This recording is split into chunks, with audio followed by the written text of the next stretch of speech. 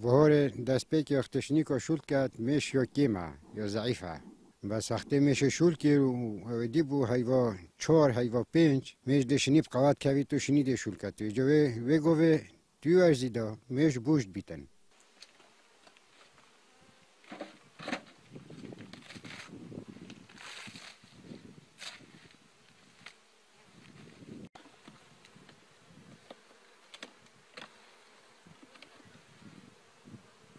دیتن گلای میشن نوعید میشه تنی تینوش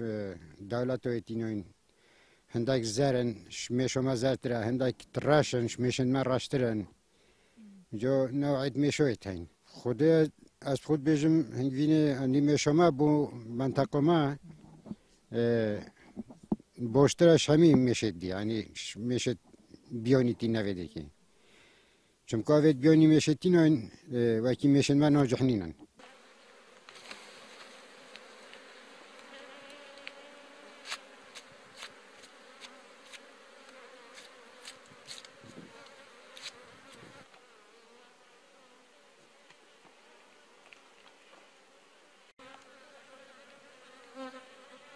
برینه هیوا 8 توشی ببری هیوا 9 توشی ببری هیوا 10 توشی ببری یعنی برینه اوه نو بین همیه های بس او خو هیوا 9 چترش همی وقتا خوده او جو مینید سر میشه هندک تنگلکی چت کن هندک چه نکن اما بزو تیرا خود چت کن هندک دو سه طورا کم جت این ندر و زیده نه همه حسا یعنی آدمینی سقاوتا میشه و سر اویدی سر شرازاییش گلک ابو اویدیه و خدان که نمیشه ما عراق فحص نینن اگه فحص تین فحص کن زن درجه هنگڤینی چنده